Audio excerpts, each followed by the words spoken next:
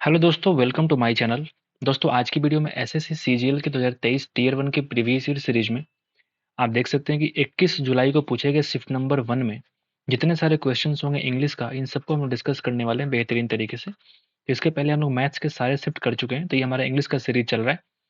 ठीक है, इसके बाद रीजनिंग भी करेंगे हम लोग। ठीक है, तो इस तरह से हम लोग कंप्लीट शिफ्ट करेंगे। पूरा का पूरा 39 शिफ्ट जो हुआ था उस सबका हम लोग खत्म करेंगे। ठीक है, तो आइए हम लोग चलते हैं सीधे इंग्लिश के सवालों की तरफ। अगर आपको अच्छा लगे वीडियो तो लाइक कर सकते हैं हमारे वीडियो को।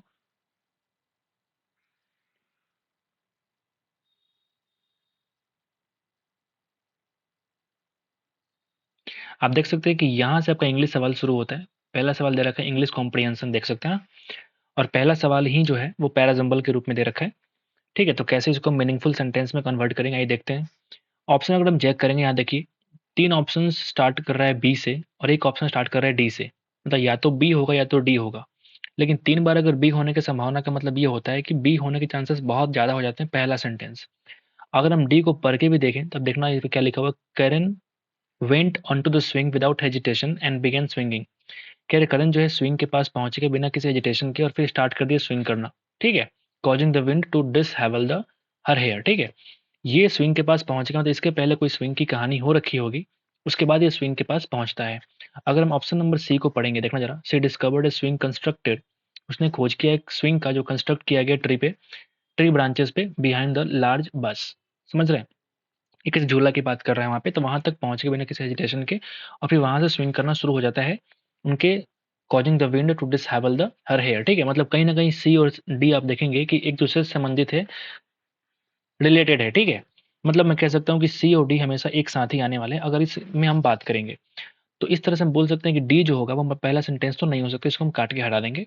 अगर पढ़ेंगे बी पहला, तो देखना जरा, एक ही ऑप्शन है कि बी हमारा होने वाला है पहला। तो Karen took a stroll in a lovely garden full of tulips and butterflies. बिल्कुल ठीक है। अगर हम बी को पहला मान लेते हैं तो बी के बाद देखो 3 ऑप्शन है, या तो डी होगा, बी के बाद या तो ई होगा या तो बी के बाद डी होगा। अब डी की संभावना 2 बार है, क्या हम डी पहले पढ़ लें।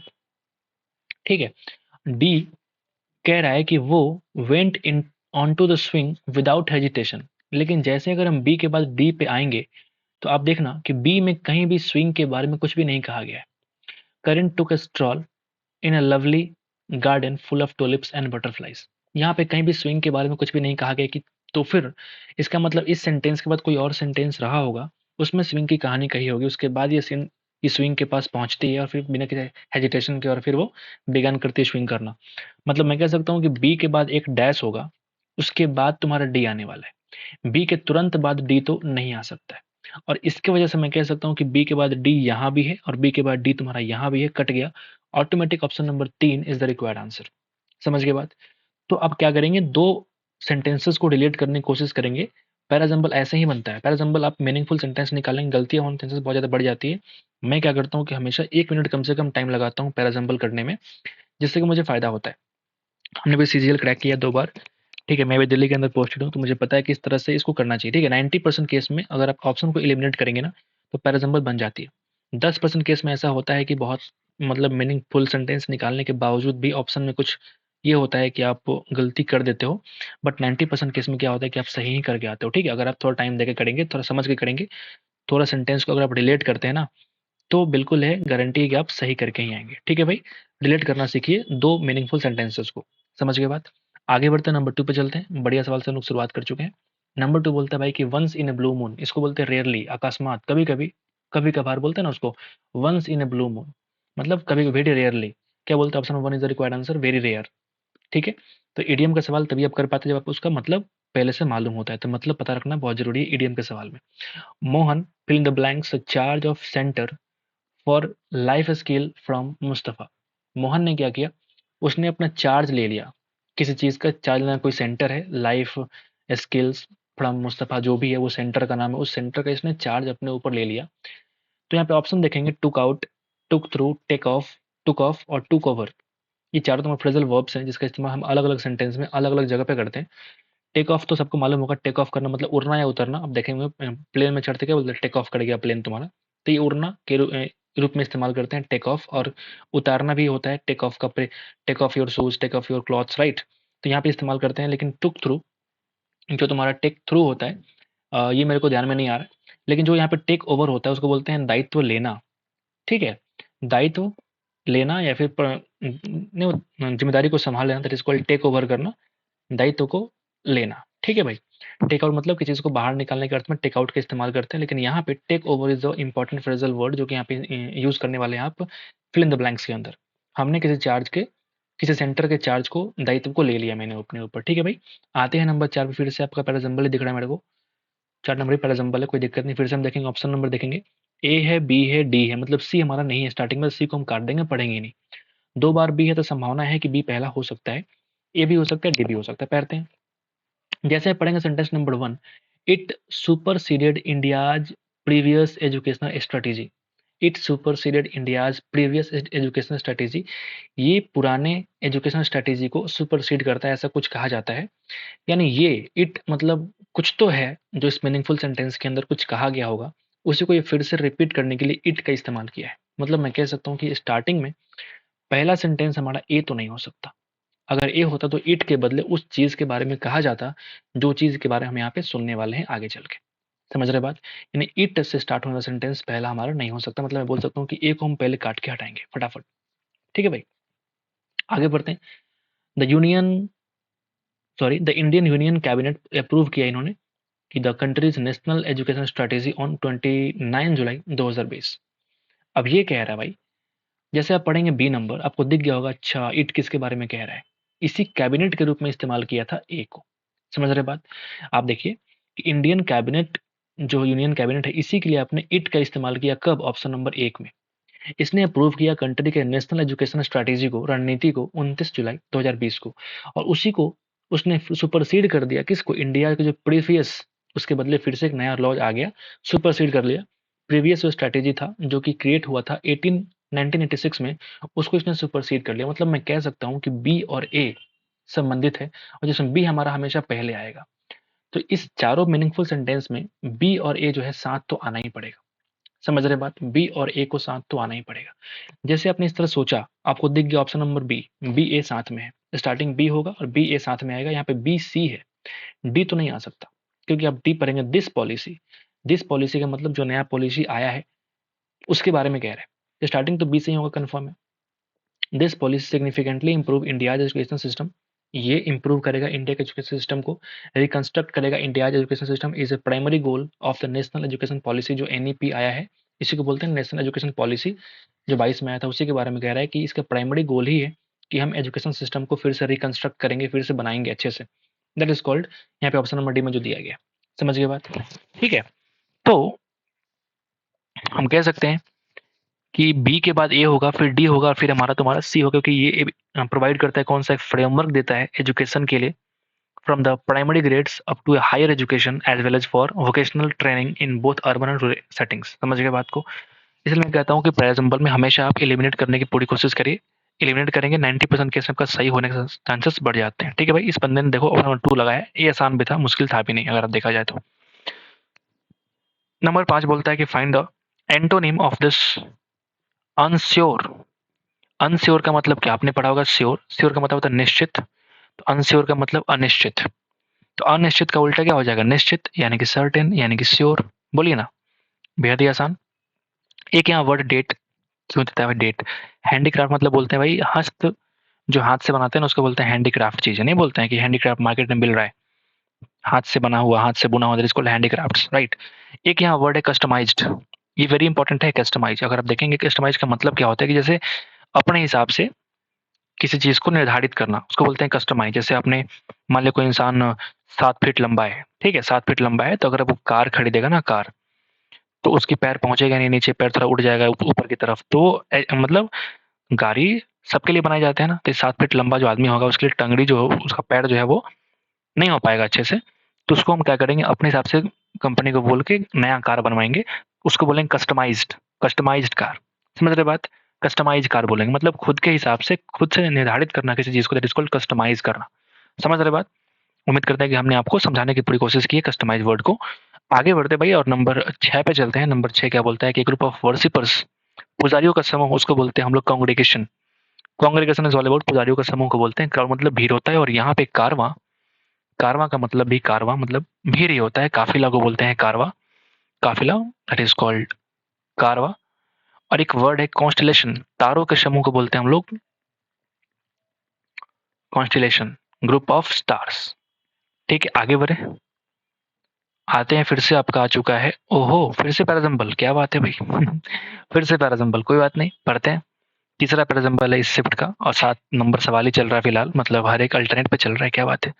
Bauxite is used as a main raw material for the production of aluminium. Aluminium के प्रोडक्शन में कच्चा पदार्थ जो है वो मेनली यूज होता है कौन सा, बॉक्साइट। आपने पढ़ा भी होगा बॉक्साइट जो होता है वो अयस्क होता है, और होता है किसके लिए, एल्यूमिनियम के लिए। वही कह रहा है कि ये मेन इसका रॉ मटेरियल है। Precipitation is a pre final stage for actual production. अब मुझे बताओ, ये कहता है कि प्री फाइनल स्टेज, इसका मतलब ही क्या हो गया, एक होता है फाइनल स्टेज, एक होता है सेमीफाइनल, एक होता है सेमीफाइनल। तो सेमीफाइनल को ही बह रहा है, बोल रहा है भाई इस वर्ड में प्री फाइनल मतलब फाइनल के पहले वाला। तो बिल्कुल, अगर ये फाइनल की बात कर रहे हो, उसके जस्ट पहले की बात कर रहे हो, तो ऑफ कोर्स ये सेंटेंस पहला तो हमारा नहीं हो सकता, ये पहला सेंटेंस तो नहीं हो सकता। Sodium aluminate is acquired in the next step, अगले स्टेप में ये बन जाता है, यानी पहला स्टेप तो कुछ और है, पहला स्टेप तो कुछ और है, मतलब ये भी तुम्हारा पहला सेंटेंस नहीं हो सकता। The smelting process, the smelting process actually extracts aluminium as a final product from its oxide. Final product निकालता है कौन, और एक साइड के रूप में, मतलब मैं कह सकता हूँ कि जब हम फाइनल की जब बात करेगा तो डी हम बोल सकते हैं कि अंतिम सेंटेंस होगा। ठीक है तो डी हमारा पहला तो नहीं हो सकता, मतलब अंतिम होगा। डी यहाँ भी लास्ट में है, डी यहाँ भी लास्ट में, इसको हटा दो। ठीक है, अब तुम देखोगे ए तुम्हारा पहला सेंटेंस तो फिक्स है। जैसे ही तुम्हारा पहला सेंटेंस है तो ए के बाद बी आएगा कि ए के बाद सी आएगा, अब तुम पढ़ के देखो। अब तुम क्या करो, इस पूरे को ना पढ़ के देखो, ए के बाद बी आएगा कि ए के बाद सी आएगा। ठीक है भाई, आओ जरा देखें।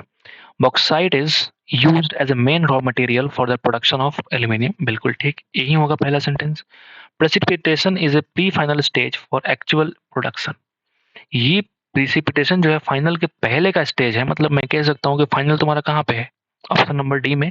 मतलब मैं कह सकता हूँ कि बी और डी साथ आने वाले, और डी के जस्ट पहले कौन आएगा, बी, क्योंकि प्री फाइनल हो गया बी और फाइनल कौन सा हो गया, डी, मतलब बी डी साथ में आएंगे, और फिर ए सी तुम्हारा साथ में आएगा। मतलब मैं कह सकता हूँ ए सी साथ में और बी डी साथ में। जब भी दो मीनिंगफुल सेंटेंस को आप रिलेट करना सीख जाएंगे ना, तो पैराजम्बल आप करना सीख जाएंगे, और 90% केस में ये फॉलो होता है, अगर हम बात करें सीजीएल तक की चीजें। ठीक है, फॉलो होती है। आगे बढ़ते हैं और चलते हम लोग सीधे 8 नंबर पे, अंडर द क्लाउड, यानी संशय में होना, सस्पिशन में होना, यानी कि the driver was under suspicion. बहुत ही आसान सवाल, आगे बढ़ते हैं भाई, टाइम वेस्ट नहीं करते। Bajrang is extreme pain, Bajrang is in extreme pain, बहुत अधिक दुख में होना, इन स्थित, उसको बोलते हैं एगोनी, बहुत ज्यादा दुख या पीड़ा में होना, जिसको एगोनी।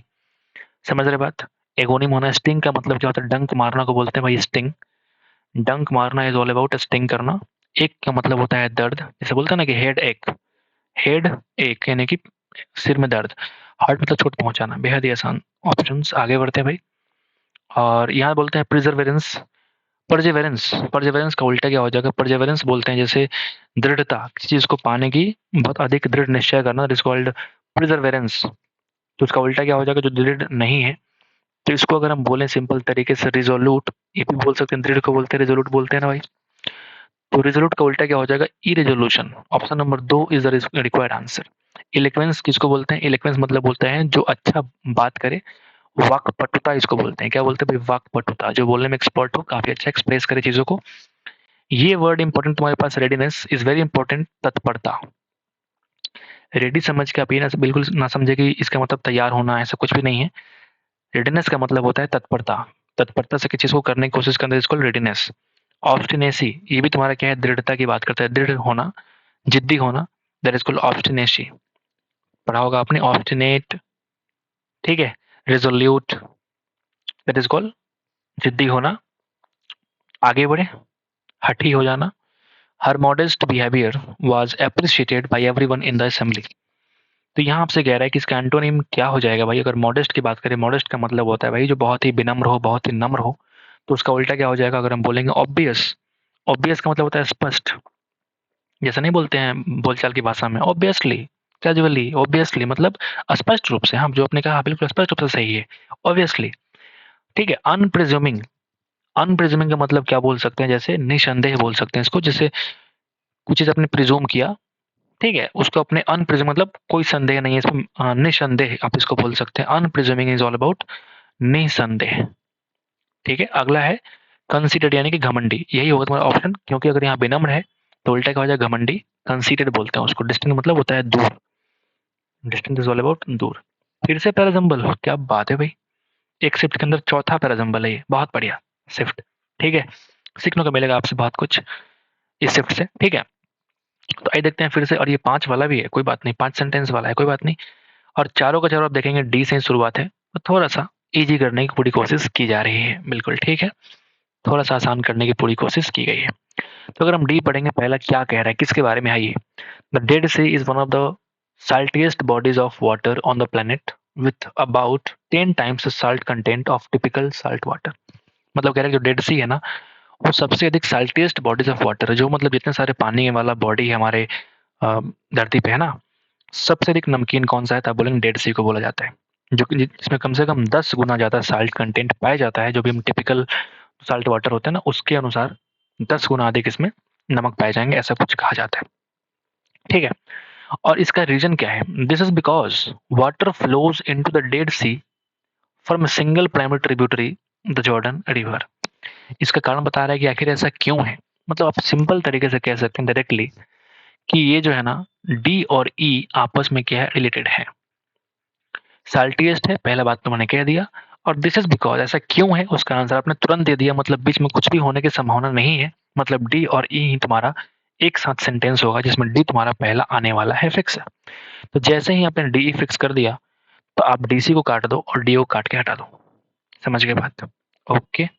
अच्छा, यहाँ भी लिखा हुआ बिकॉज, यहाँ पढ़ के देखते हैं, because of the reasons scorching heat and aridity a considerable amount of water evaporates, ये पानी इवेपोरेट होने की बातें हो रही है, मतलब यहाँ पे साल्ट के, ये वाला बिकॉज जो है ना, ए वाला बिकॉज साल्ट वाला बिकॉज नहीं है, साल्ट का रीजन नहीं बता रहा है, बल्कि कुछ और बता रहा है, हीट और एडिडिटी, स्कॉर्चिंग जो हीट होती है, चिलचिलाती धूप के बारे में कह रहा है, गर्मी के बारे में कह रहा है, कि जो कंसिडरेबल अमाउंट ऑफ हीट है वो उड़ जाता है, कब, इसलिए साल्ट बच जाता है, तो बाद की बातें हैं, मतलब ये बाद की बातें हैं, समझ गए बात।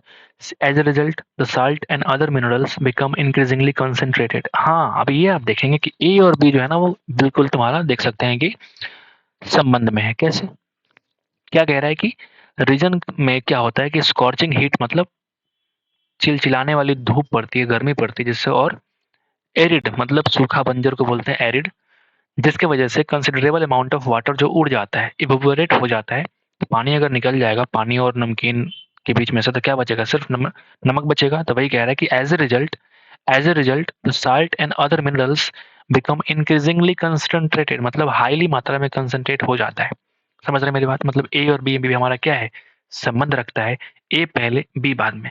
अब जरा ऑप्शन को चूज करना आसान हो जाएगा, यहाँ पे देखना ए बी, और यहाँ पे देखो ए बी, और यहाँ भी डीई, यहाँ भी डीई, क्या बात है। अब सी जो है बीच में आएगा कि लास्ट में आएगा, वो पहले मुझे चेक करना है।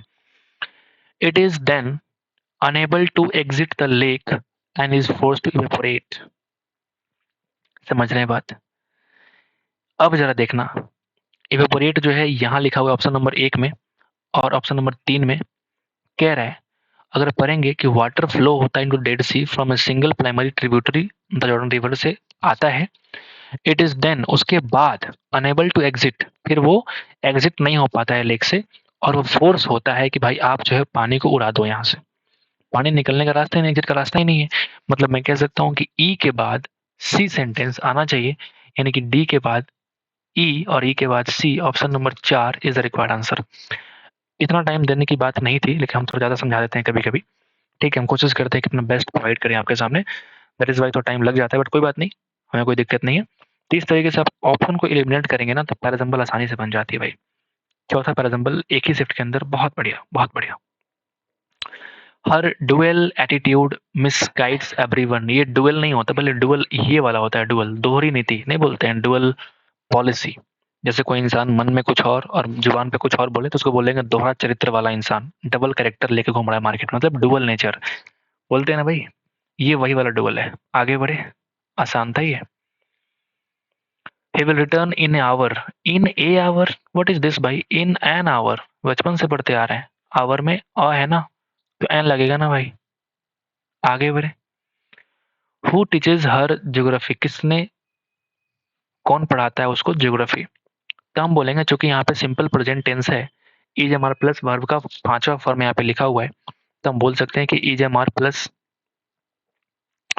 वर्ब का थर्ड फॉर्म क्या हो जाएगा, पैसिव वॉइस में हो जाएगा। आप देखेंगे by whom is C taught, is am are plus verb का third form, is plus verb का थर्ड फॉर्म, लेकिन to her, what is this, to her क्यों भाई, वॉइस तो होगा ही नहीं यहाँ। By whom C is taught geography, by whom C is taught, whom के बाद यहाँ पे ई जाएगा ना पहले, सी बाद में आएगा ना, तो इसको भी काट लो। Option number 4 is the required answer भाई। आगे बढ़ते हैं। 16 क्या बोलता है कि ही वॉज एक्विटेड। एक्विट का मतलब क्या होता है, आरोप से बरी करना। एक्विट ये वर्ड होता है, एक्विट मतलब आरोप से बरी होना। और एक होता है कन्विक्ट, कन्विक्ट मतलब होता है आरोप लगाना या दोष लगाना। ये दोनों क्या हो जाएंगे, एंटोनिम्स हो जाएंगे दूसरे के, समझ रहे मेरी बात। कन्विक्ट मतलब एक दूसरे का, अच्छा वही पूछ रहा है क्या, एंटोनिम पूछ रहा है आपसे। Option number 3 is the required word, ठीक है। आपने बिना देखे बताया था आपको कन्विक्ट, लेकिन यहाँ वही वर्ड दिया हुआ है। कन्विक्ट मतलब आरोप लगाना, और एक्विट का मतलब होता है आरोप से बरी करना। समझ गए बात। एक वर्ड डिस्चार्ज करना, जब नहीं बोलते हैं हॉस्पिटल में किसी को आप इलाज करने के लिए लेके जाते हैं, जब वो सब कुछ ठीक हो जाए तो क्या बोलते हैं, अच्छा डिस्चार्ज कर देंगे, मतलब इसको भी बोल सकते हैं कि हाँ ये आरोप से बड़ी नहीं बल्कि आपके काम से बड़ी। आप सोच सकते हैं कि हाँ आप अब डिस्चार्ज हो रहे मतलब अब बड़ी हो गए अब यहाँ से, ये आरोप वाली बात नहीं, कुछ और बड़ी है, ठीक है। कन्फर्म, कन्फर्म का मतलब होता है, कन्फर्म का मतलब तो प्रमाणित करना, सिद्ध करना, लेकिन जो कन्फर्म होता है, कन्फर्म का मतलब होता है भाई अनुरूप, कोई काम किसी चीज के अनुरूप होना, this called confirmation, right. Praised is all about प्रशंसा होना, प्रशंसा हो गया, praised. Her sudden arrival has disarranged by my plans, उनका जो अचानक से आगमन हुआ हमारे सारे प्लान को, योजना को डिसअरेंज कर दिया, ठीक है, तितर बितर कर दिया, क्रम बिगाड़ दिया सारा। तो अराइवल का उल्टा क्या हो जाएगा, डिपार्चर, धत बुड़बक। एंट्रेंस टाइमिंग, अपीयरेंस, पता नहीं किस किस तरह के ऑप्शन दे रखे हैं गंदे गंदे। आगे बढ़ते हैं और 18 पे आते हैं, आसान सवाल था वो। हु ब्रोक माई ग्लासेस, ये देखेंगे आप सिंपल पास्ट का सेंटेंस है, नहीं है क्या, ये तुम्हारा सिंपल पास्ट का सेंटेंस है, हु ब्रोक माई ग्लासेस। तो सिंपल पास्ट को मुझे कन्वर्ट करना हो तो क्या करते हैं, पैसिव वॉइस में वाज या वर प्लस वर्ब का थर्ड फॉर्म, बोल रहा है होता है कि नहीं। वाज वर्ब प्लस वर्ब का थर्ड फॉर्म, इस तरह से हम क्या कर सकते हैं, यहाँ पे देखो हैड है, काट के हटा दो, यहाँ देखो इज है, काट के हटा दो। वाज या वर चाहिए, यहाँ भी वर, यहाँ भी वर। यहाँ देखेंगे ब्रोकन तो है बिल्कुल ठीक, लेकिन यहाँ देखेंगे बीइंग एक्स्ट्रा है, बीइंग हमको चाहिए ही नहीं। Option number 3 is the required answer. Voice का सवाल बहुत ही आसान होते हैं पेपर में, ये आपको भी मालूम है और मुझे भी मालूम है, वॉइस और नरेशन दोनों ही आसान होते हैं। 19 नंबर सवाल, what is the incorrectly spelled word.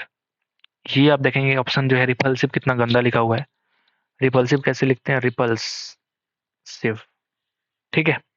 Repulsive क्या बोलते हैं, जैसे रिपल्स कर देना, प्रतिघाती, प्रतिघात करना किसी चीज को, रिपल्सिव, प्रतिघाती।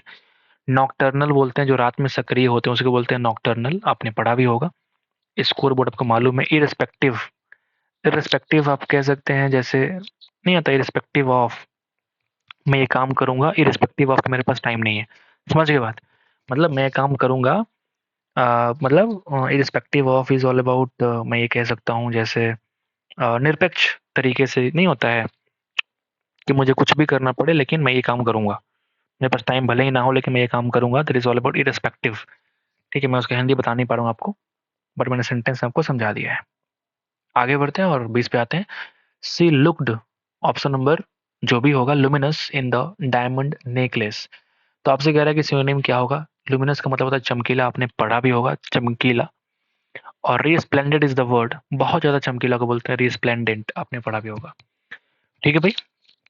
एक वर्ड ट्रांसेंडेंट, इसका मतलब आप क्या बोल सकते हैं, ट्रांसेंडेंट जो होता है ना, ये मुझे याद है, ये एक्सलेंट को बोलते हैं ट्रांसेंडेंट, ठीक है, excellent, that is called transcendent, है ना। श्रेष्ठ के रूप में इस्तेमाल कर सकते हैं, परफेक्ट के रूप में इस्तेमाल कर सकते हैं, ट्रांसेंडेंट, ठीक है। एक वर्ड यहाँ पे स्ट्राइडेंट बोलते हैं कठोर को, ये तो बहुत ही आसान ऑप्शन है। और इम्पोर्टेंट, इम्पोर्टेंट का मतलब जैसे क्या बोलेंगे इसको, जो लड़का बदमाश होता है ना, जैसे मुजोर, मुजोर बोल सकते हैं इसको, ठीक है, मुंह लड़ाने वाला, ठीक है, बहस करने वाला, दैट इज कॉल्ड मोजोर। और इसको आप दुस्साहसी भी कह सकते हैं ना, दुस्साहस तरीके से बात करना किसी इंसान, दैट इज कॉल्ड इम्पोर्टेंट। ठीक है, आगे बढ़े। ये आपका आ चुका है कौन सा, ये आपका आ गया है भाई close test. Posters are, posters जो होते हैं वो प्रमोट ब्रांड पास, मतलब ये बिल्कुल जो है बहुत ही आसान से मुझे देखने में लग रहा है। Posters are to promote a brand और पास। अब तुम खुद ही बताओ, पोस्टर्स आर यूजेज? नहीं, पोस्टर्स आर यूज्ड, पोस्टर्स का यूज किए जाते हैं। बेहद ही आसान ऑप्शन, बेहद ही आसान क्लोज टेस्ट ऐसा लगता है, जिससे कि आप प्रमोट करते हैं ब्रांड को, ठीक है, और पास ऑन करते हैं इंपॉर्टेंट इन्फॉर्मेशन। जैसे किसी चीज को मुझे पास ऑन करना होता है इंफॉर्मेशन को, तो उसके लिए भी हम पोस्टर लगाते हैं। तो यहाँ पास टू नहीं बल्कि पास ऑन, पास ऑन करना मतलब किसी चीज को किसी और की तरफ ट्रांसफर करना, पास ऑन करना। समझ गए बात? आगे बढ़ते हैं और 3 पे आते हैं। 3 नंबर क्या बोलता है कि पोस्टर्स, ठीक है, they can be used for option fill in the blanks purposes ranging from telling people to be cautious as the floor is wet to informing them about an upcoming sale or event। ये कह रहा है कि मतलब अलग अलग purposes के लिए इसका इस्तेमाल कर सकते हैं। रेंज कहाँ से है कि हम किसी पीपल को टेल करें कि हाँ भाई तुम सचेत हो जाओ क्योंकि फ्लोर गंदा है, फ्लोर वेट है, भीगा हुआ है। तो आप इसको भी दिखाने के लिए क्या कहीं पोस्टर लगाते हैं, अच्छा यहाँ पे जो है पानी फिसलने का डर है, पोस्टर लगा देते हैं, चलो भाई, है कि नहीं? जैसे यहाँ टॉयलेट नहीं करना है, ऐसे ऐसा करके लगाते हैं ना, तो वहाँ पे क्या करते हैं, पोस्टर चिपका देते हैं। तो पोस्टर को ऐसे ऐसे हम इस्तेमाल कर सकते हैं। अगला भी बोलता है कि हम इन्फॉर्म करना चाहते हैं किसी चीज़ को कि अबाउट एन अपकमिंग सेल कब है, अपकमिंग इवेंट कौन सा होने वाला है, इसके लिए भी हम लोग पोस्टर का इस्तेमाल करते हैं। तो इसका बहुत ज़्यादा पर्पसेस है, बहुत अधिक पर्पस है कि वैरिड, डिफरेंट डिफरेंट क्या हो जाएगा इसका पर्पसेस, हो जाएगा बेहद ही आसान, बेहद ही बढ़िया। लास्ट देखते, लास्ट में 24 नंबर क्या बोलता है कि okay, they usually include a picture. उस पोस्टर में क्या होता है कि एक पिक्चर होता है और बहुत सारे वर्ड होते हैं। तो यहाँ पे नॉर नहीं, येट नहीं, बल्कि एंड, और बहुत सारे वर्ड इसमें शामिल होते हैं। बेहद ही आसान क्लोज टेस्ट आपको देखने को मिला। और suitable fill in the blanks makes a poster effective and memorable. इसमें तो कैप्शन ही होगा ना भाई, कोटेशन क्यों, कैप्शन। जैसे आप कोई फोटो अपलोड करते हैं इंस्टाग्राम पे, फेसबुक पे, कहीं भी, तो आप वहाँ पे कैप्शन डालते हैं ना कि अच्छा exploring Nepal, exploring Kathmandu, right? तो कैप्शन आपको डिफाइन करता है जिसे कि आप उस पोस्टर के बारे में क्या कहना चाहते हैं, that is called caption, quotation नहीं। या किसी की कबीर का दोहा नहीं चाहिए मेरे को, कोटेशन नहीं चाहिए, बल्कि मुझे कैप्शन चाहिए कि उसका कैप्शन क्या होगा। एंटिसिपेशन बोलते हैं पूर्वानुमान करना, तो ये वर्ड क्यों आएगा यहाँ पे? कॉशन का मतलब होता है सचेत होना, सावधान होना। ये सुटेबल कॉशन क्यों, कैप्शन इज द वर्ड जो कि यहाँ पे आने वाला है। ठीक है, तो उम्मीद करते हैं कि आपको ये सीरीज पसंद आ रही होगी। तो आप एक बार लाइक ड्रॉप कर देना हमारे लिए, हमारे मेहनत के लिए। और मिलते हैं आपसे नेक्स्ट शिफ्ट में। आज के लिए इतना ही दोस्तों। Thank you so much for watching the video. और नेक्स्ट शिफ्ट से और बढ़िया सोल्यूशन आपके सामने लेके आऊँगा मैं हर दिन बेहतर करने की पूरी कोशिश करता हूँ आपके लिए। So keep motivating me by subscribing the channel, ताकि थोड़ा-सा मुझे और मोटिवेशन मिले और मैं और अच्छा काम कर पाऊँ। मैंने मैथ्स कर दिया, मैंने इंग्लिश कर दिया, मैं रीजनिंग करूँगा, मैं जीके करूँगा। और सिर्फ सीजीएल की बात नहीं, मैंने सीएचएसएल की भी करूँगा, एमटीएस भी करूँगा, स्टेनो भी करूँगा। So whatever the exams of SSC are coming, right? हम उस एग्ज़ाम को लेकर के प्रीवियस ईयर ट्रेंड को खत्म करने वाले हैं सारे, ठीक है? इस पर्टिकुलर चैनल पे आपको बेहतरीन कंटेंट देने की गारंटी हमारी है। बस आप थोड़ा सपोर्ट बनाए रखिए। जो लोग आजकल ये ब्लॉग बनाते हैं ना, मैं तैयारी कैसे करता हूँ, ये सुबह 3 बजे उठ गया, 5 बजे उठ गया, भाई तुम कैसे भी उठ के पढ़ो ना, वो सब वीडियो देखने से बढ़िया है कि आप थोड़ा काम की वीडियो देख लीजिए, ठीक है? इससे आपको ही फ़ायदा होगा। किसी का लाइफ स्टाइल देखने से कुछ नहीं मिलेगा। अगर आप एक एस्पिरेंट हैं, सो तो अगर तो एक एक एस्पिरेंट के लिए यही फ़ायदेमंद चीज़ें होंगी कि आप किस तरह से पढ़ रहे हैं, कितना आप स्टडी के अंदर डूबे हुए हैं, कितना आपको प्रॉफ़िट हो रहा है किसी चीज़ से। किसी का वीडियो देख के, लाइफ स्टाइल देख के कुछ नहीं मिलेगा आपको, ठीक है? सो ये मेरा मानना है। बाकी आपको जो अच्छा लगे वो कर लीजिए। So thank you so much guys for watching the video. मिलते हैं आपसे नेक्स्ट शिफ्ट में। Thank you so much once again. Thank you.